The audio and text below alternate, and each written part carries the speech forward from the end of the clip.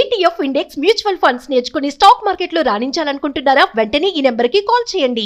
అమెరికాలో పౌరసత్వం పొందడం ఒక కళ.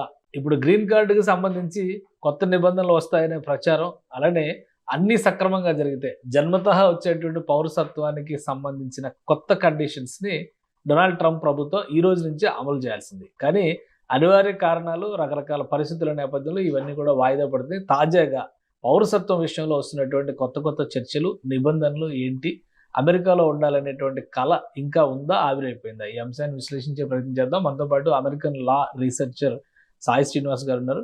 సాయి శ్రీనివాస్ గారు నమస్తే. నమస్తే సార్.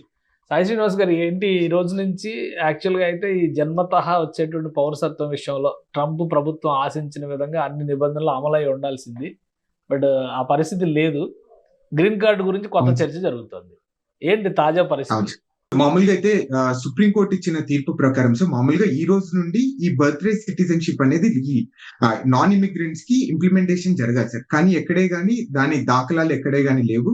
సో అది ఒక one of the positive news అని అయితే మనం అనుకోవచ్చు. కానీ ఇంకొక చిన్న షాకింగ్ న్యూస్ ఏంటంటే ఇది ఎలా ఇంప్లిమెంటేషన్ చేయాలి అనేది ఒక యుఎస్సిఎస్ వాళ్ళు 25th of July 2025 ఒక చిన్న ఆర్డర్ ఇవ్వడం జరిగింది, అంటే డిస్కషన్ లాంటిది. ఇప్పుడు నార్మల్ గా ఫారిన్ డిప్లొమాట్స్ కి ఇప్పుడు నార్మల్ గా ఇండియా నుండి వచ్చి ఇక్కడ ఇండియన్ ఎంబసీలో వర్క్ చేసే వాళ్ళందరికీ ఇక్కడ ఒకవేళ వాళ్ళ పిల్లలు పుడితే ఎలా వాళ్ళకు పౌరసత్వం రాదో అలాంటి పరిస్థితులే సేమ్ మనకు కూడా పెట్టాలని వాళ్ళు ఒక ఆలోచనలో ఉన్నారు. అంటే ఫర్ ఎగ్జాంపుల్ అమ్మకి ఒకవేళ H4 వీసా మీద ఉన్నానుకో, డిపెండెంట్ వీసా మీద ఉన్నానుకో, అదే వీసా పిల్లలకు వచ్చేస్తాడని.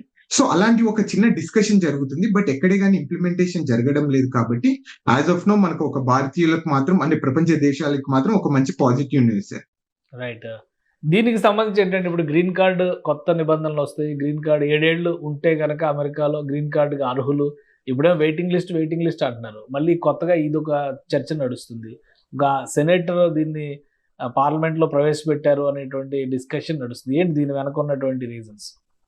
యూజువల్ గా అలెక్స్ ప్యాడిలో అని యుఎస్ సెనేటర్ సార్, తను ఈ HR 1511 అనేది రెన్యూవింగ్ immigration provisions of immigration act 1929 అనేది ఒక చిన్న యాక్ట్ తీసుకొని రావడం జరిగింది. అంటే దీన్ని అవుట్డేటెడ్ 1929లో ఉన్న చట్టాన్ని మనం ఈ రోజు కూడా పాటిస్తున్నాము. దీనివల్ల ఎంతో మంది సో ముఖ్యంగా ప్రపంచ దేశాలు వచ్చిన వాళ్ళందరూ ఈ గ్రీన్ కార్డ్ రాకోకుండా ఆగిపోతున్నారు. వాళ్ళందరినీ కొంచెం సడలించాలి, వాళ్ళందరికీ గ్రీన్ కార్డ్ వచ్చేలా చేయాలి అనేది ఈ ఒక చట్టాన్ని తీసుకొని రావడం జరుగుతుంది సార్.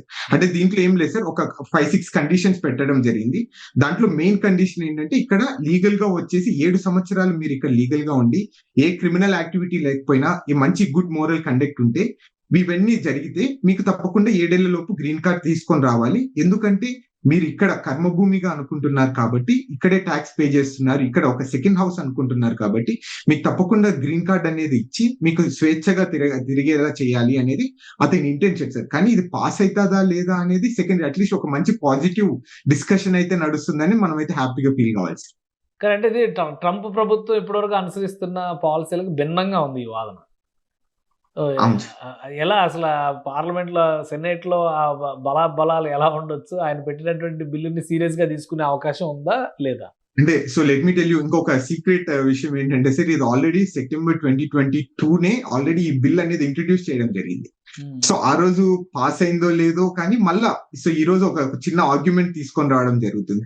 అంటే ఎందుకంటే ఇది ఒక మీకు తెలిసిందే కదా సార్, అంటే బిల్ పెట్టినంత మాత్రాన పాస్ అవుతుందా లేదా అనేది so which is completely different scenario. అక్కడ ఉన్న రిప్రజెంటేటివ్స్ ఎలా ఫీల్ అవుతారు, ఏంటి దీని పరిస్థితులు ఏంటి, మనం అంటే ఏదో ఫర్ ద సేక్ ఆఫ్ ఒక చిన్న మంచి గుడ్ న్యూస్ గా మనం ఒక ట్రీట్ చేయాలి తప్ప దీనికి మనం వేరే ఆర్గ్యుమెంట్ చేయకూడదు అయితే నేను అనుకుంటున్నాను. స్లోగా పాలసీ విషయంలో కొంత మెల్ట్ అవుతున్నారని అనుకోవచ్చా? ఎందుకంటే ఇండియన్స్ అనే కాదు, ఇమిగ్రెంట్స్ ద్వారా అమెరికన్ ఎకానమీ చాలా బూస్ట్ అవుతుంది అనేటువంటి అభిప్రాయాలు ఇప్పటివరకు ఉన్నాయి. సో అదే తరహాలో మరొకసారి ఫస్ట్ అధికారంలోకి వచ్చి బాధ్యతలు తీసుకున్న మొదటి 6 నెలలు గట్టిగా పట్టు బిగించారు. ఇప్పుడు కొంత సడలిస్తున్నారు, మెత్తపడుతున్నారని అనుకోవచ్చా? అది కూడా మనం అనుకోవచ్చు సార్. ఎందుకంటే వన్ ఆఫ్ ద రీజన్ ఏంటంటే ఈ F1 వీసాస్ కూడా మీరు చూసుకుంటే సుమారు 70% మంది స్టూడెంట్స్ వచ్చే వాళ్ళు చాలా తగ్గిపోవడం జరిగింది. అంటే వీళ్ళందరూ మనమంతా ఈ యూనివర్సిటీస్ కి మెయిన్ గా మనము అంటే సో మిల్కింగ్ కౌ లాంటి సార్, అంటే మనం డబ్బులు తెచ్చే వాళ్ళం ఎప్పుడు. అంటే సుమారు కొన్ని వందల కోట్ల డబ్బులు మనం యూనివర్సిటీస్ కి ఇస్తున్నారు. అది తగ్గిపోవడం కూడా వన్ ఆఫ్ ద రీజన్. అట్లనే H1B వీసా హోల్డర్స్ కానీ వీళ్ళందరూ కొంచెం ఎందుకో భయాందోళనకు చెందుతున్నారు సార్. అంటే మనం ఇక్కడికి వచ్చి సెటిల్ కావచ్చా లేదా, మన పరిస్థితి ఏంటి. మనం ఇందాక అనుకుంటున్నాం సుమారు గ్రీన్ కార్డ్ రావాలంటే కొన్ని సంవత్సరాలు 10,000 సంఖ్యలో సంవత్సరాలు పడుతుంది అని. అట్లనే సుమారు 13 లక్షల మంది ఇంకా గ్రీన్ కార్డ్ ప్రాసెస్ లో ఉన్నారు. అంటే సబ్జెక్ట్ టు ద కరెక్షన్ 10 లక్షల మంది, 1,30 లక్షల మందో అంతమంది గ్రీన్ కార్డ్ ప్రాసెస్ లో ఉన్నారు. సో వీళ్ళందరి పరిస్థితి బట్టి కూడా మనం ఒకసారి వీళ్ళు కూడా ఒక పాజిటివ్ సెన్స్ అయితే నేను తీసుకుంటారని అయితే నేను అనుకుంటున్నాను సార్. రైట్. అంటే ఇంకా కొంత సమయం పట్టొచ్చు ఇవన్నీ డిసైడ్ అవడానికి. మొత్తం మీద అమెరికాలో ఉండే వాళ్ళకి గ్రీన్ కార్డు అలానే సిటిజన్షిప్ అనేది ఒక పెద్ద డ్రీమ్గా కనిపిస్తాయి. ఈ బిల్లు వలన కానీ లేదా ప్రభుత్వం అనుసరిస్తున్నటువంటి విధానాల వల్ల కానీ కొంత సడలింపు వస్తుంది రాను అని అనుకోవచ్చా? సార్ అంటే సడలింపు వస్తుందా రాదా అని కాదు సార్. అంటే ఇది ఆల్రెడీ వెల్ ఎస్టాబ్లిష్డ్ రూల్స్ ని ఈ రోజు అవన్నీ రివైవ్ చేసి ఈ రోజు ఇంప్లిమెంటేషన్ చేయడానికి ట్రై చేస్తున్నారు సార్. అంటే ఎక్కడే కానీ ఇప్పుడు మామూలుగా ఎప్పుడు నుండో ఉంది సార్. ఇక్కడ నార్మల్గా మనం చాలాసార్లు డిస్కస్ చేసి పార్ట్ టైం ఇల్లీగల్ గా చేస్తే తప్పకుండా మీ సిటీస్ అనేది టర్మినేట్ అవుతుంది, వీసా రివోక్ చేసే అవకాశం. ఈ రోజు అది ఇంప్లిమెంటేషన్ చేస్తున్నారు. అంతే, రూల్స్ ఎక్కడే కానీ వాళ్ళు చేంజ్ చేయడం లేదు, ఏం చేయడం. వాళ్ళు రూల్స్ ఆల్రెడీ ఉన్నదాన్ని అంటే వాడని రూల్స్ దాన్ని బయటికి తీసుకొని వస్తున్నారు. అంతే సార్. ఎక్కడే కానీ మనం భయోందనకు చెందడానికైతే ఎక్కడ లేదు. Right. Thank you Sai Srinivas గారు విశ్లేషణ అందించినందుకు. ఇది అమెరికాలో ఉంటున్నటువంటి ప్రవాసులకి ఒక ఆశ కల్పించేటువంటి అంశం ఇది. కొంతవరకు గ్రీన్ కార్డు 7 సంవత్సరాల పాటు ఆ దేశంలో నివసించిన వాళ్ళకి ఎలాంటి క్రిమినల్ హిస్టరీ లేకపోతే గ్రీన్ కార్డు ఇవ్వచ్చు అనేటువంటి చర్చ మరొకసారి మొదలైంది. అలానే సిటిజన్షిప్, బర్త్ రైట్ సిటిజన్షిప్ విషయంలో కూడా కొన్ని క్లారిఫికేషన్స్, కొన్ని వెసులుబాట్లు వచ్చినటువంటి సంకేతాలు అయితే స్పష్టంగా కనిపిస్తున్నాయి. సో రాబోయే రోజుల్లో అమెరికా డ్రీమ్ అనేది మరొకసారి ఫ్లరిష్ అవుతుందా అని అనిపిస్తుంది. దీన్ని బట్టి చూస్తే అది సాయి శ్రీనివాస్ గారు చేసినటువంటి విశ్లేషణ బట్టి మనం అర్థం చేసుకోవచ్చు. ఇది స్పెషల్ డిస్కషన్. Keep watching.